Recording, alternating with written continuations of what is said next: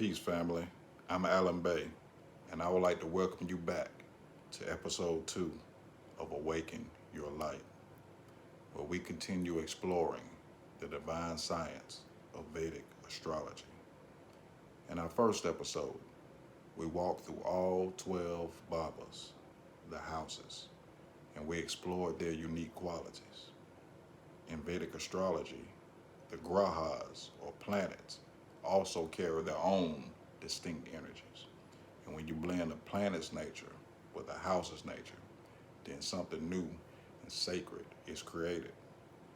But as I mentioned before, the birth chart is like a cosmic Rubik's Cube.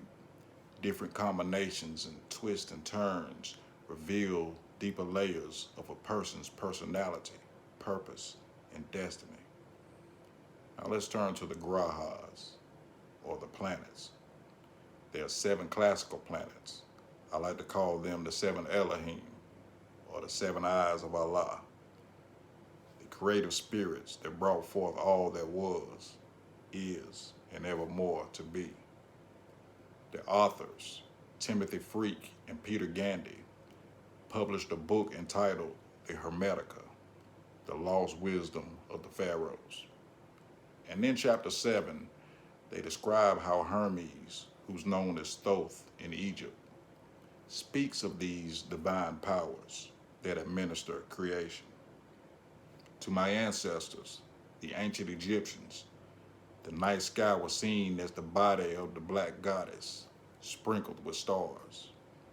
In the Hermetica, she is called the great goddess Destiny, whose unalterable laws are written across the eternal starfield of the heavens. Against this starry backdrop circled the planets, 7 sacred administrators of destiny. And although the constellations contain the divine blueprint, it is through these 7 visible planets that this destiny is carried out upon the earth.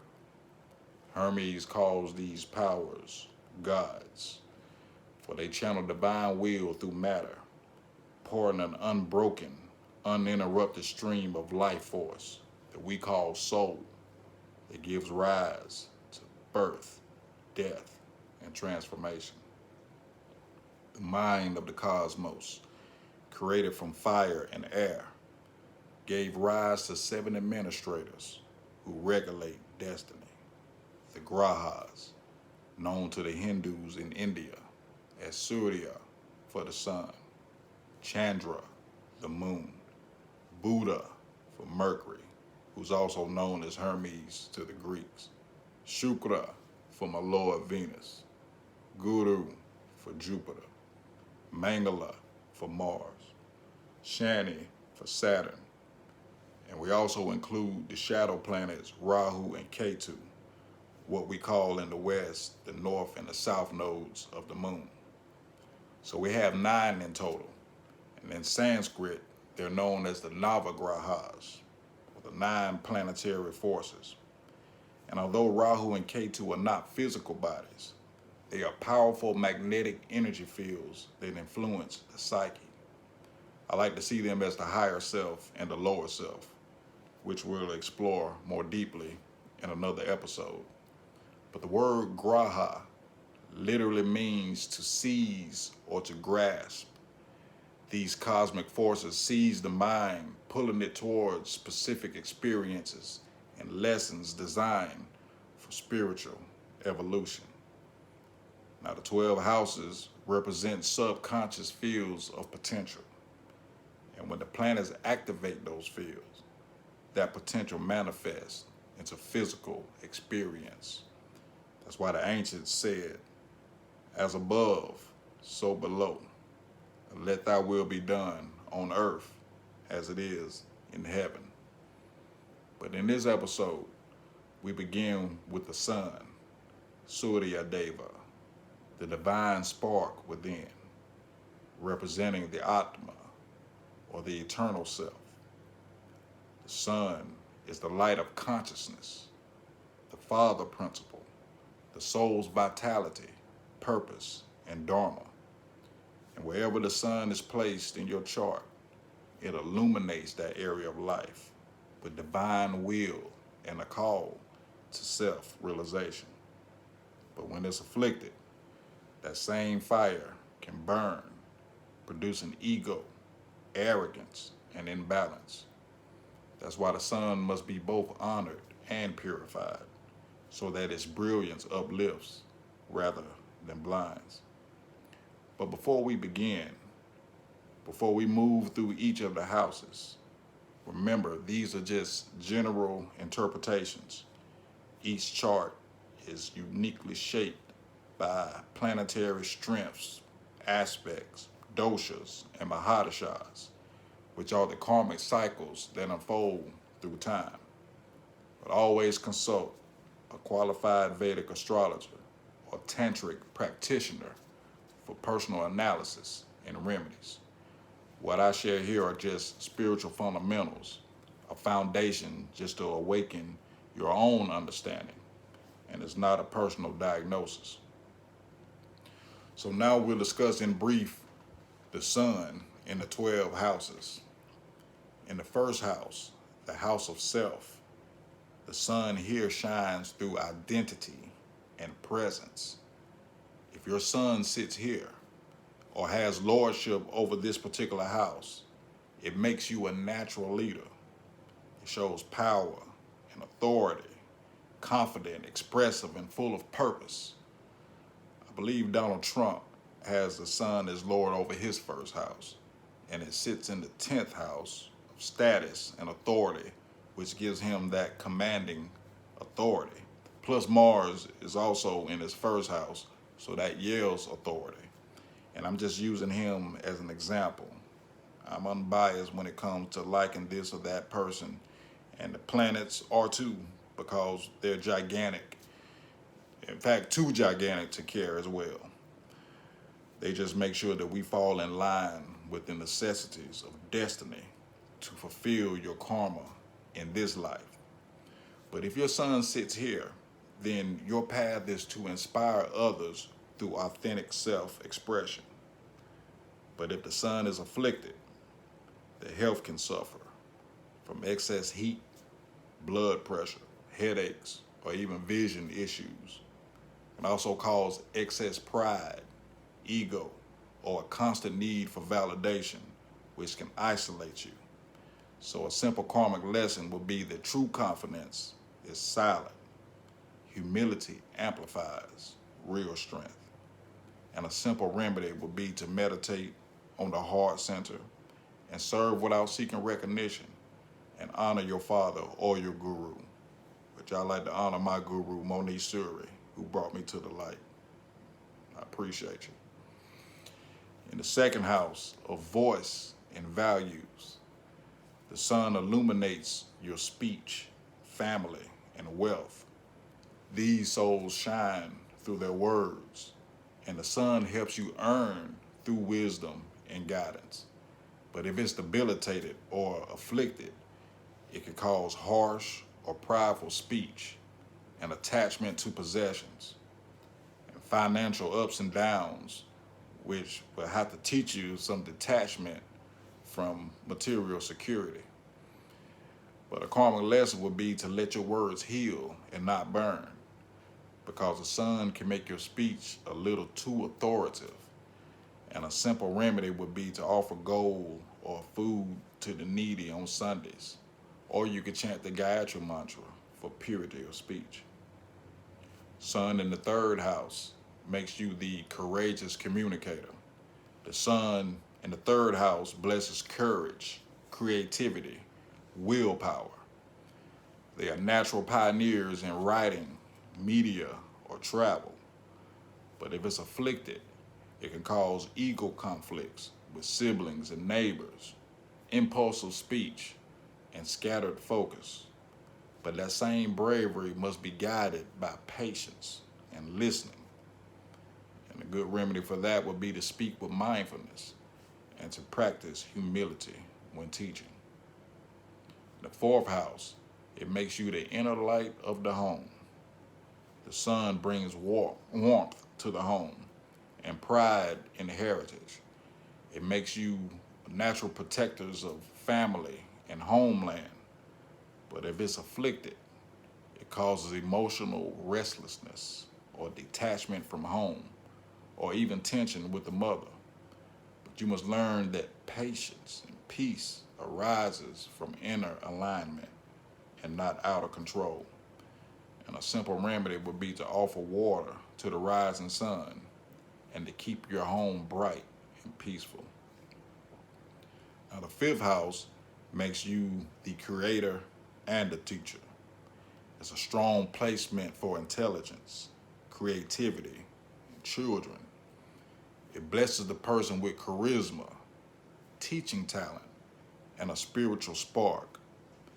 The sun blesses this intelligence, creativity, and spiritual insight, making born teachers, artists, and guides. But if it's afflicted, it causes ego in teaching, domination of students or children, speculative risk, or excessive desire for fame. And a simple lesson and remedy would be to share your light freely because the universe will echo it back. Learn to mentor or to teach without fee and support children's causes. Now, the sun in the sixth house makes you the warrior of service. The sun brings strength through discipline and humility. Healers, defenders, and tireless servants of humanity, like your policemen and paramedics, etc. But the shadow of this could be stress, arrogance in work, or health challenges from overexertion. Pride dissolves through service, and a remedy would be to offer charity to workers or to pray at sunrise facing the east. Now, in the seventh house of partnerships, the sun sheds light and growth through relationships and sacred union. It learns balance through cooperation. But if it's debilitated, then you can have ego clashes or controlling tendencies in partnerships. And a good lesson to learn is that your partner is your mirror, and to balance the masculine and the feminine within.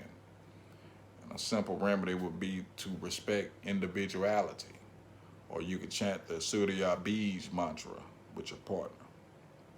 Now, in the eighth house, the transformer, this is the house of alchemy, transformation, and rebirth. The sun here grants deep insight, investigative brilliance, and the power to illuminate hidden truths. These individuals can be healers, psychologists, spiritual initiates, or as my fellow Attorney General from Texas, who exemplifies a brilliant legal mind who can uncover truths buried in case law. It's also a wonderful placement for computer programmers, researchers, and authors of mysteries, those who bring light into darkness.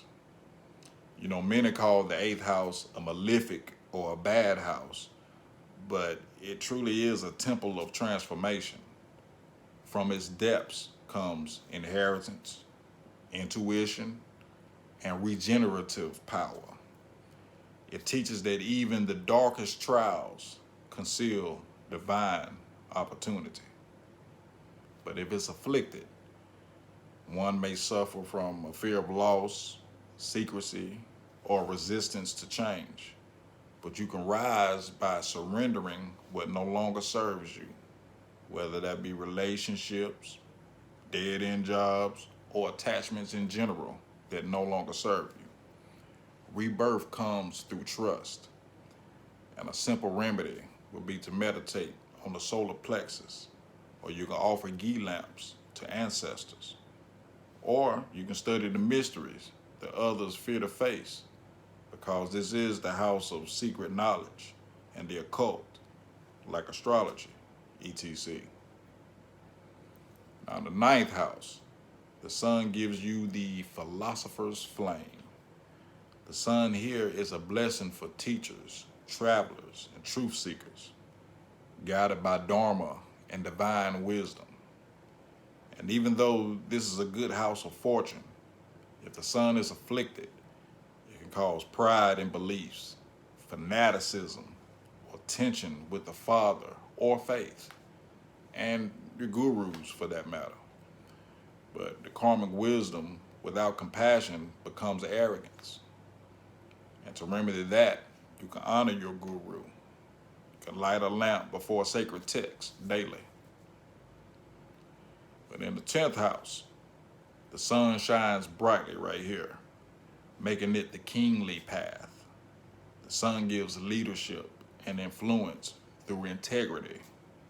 Builders, officials, and teachers of great purpose can be seen right here. But if it's afflicted, it can cause workaholism or over-identification with status. Better yet, arrogance, and the karmic lesson would be to serve the world and not the ego. A simple remedy would be to use power for upliftment and to guide others with humility. Now, the 11th house makes you the visionary. The sun expands influence through partnerships, friendships, and innovation. It allows you to attract allies who share the same purpose. But if it's afflicted, it can cause ego among peers or attachment to social recognition. But true wealth is found in soul-aligned community. And one simple remedy would be to share success with others and support collective goals. Now, the 12th house of moksha, liberation, it makes you the mystic light. And it's such a deeply spiritual placement for the sun, because the sun here burns the ego to reveal divine consciousness, compassionate, intuitive, and devoted to higher truths. Spiritual healers are also seen right here. But if it's afflicted, it can cause isolation or escapism when ungrounded. Enlightenment grows through humility and surrender. And the remedy would be to meditate at dawn, practice selfless service on Sundays. But in closing, the sun is not merely a planet. It is the light of the soul, the eternal flame that animates life itself. When balanced, it illuminates our divine purpose. But when it's distorted, it can burn the very one it seeks to empower. So honor your inner sun. Let it shine through service, humility, and awareness, because within you is the light that never fades. I'm your brother, man, Alan Bay. Peace and love.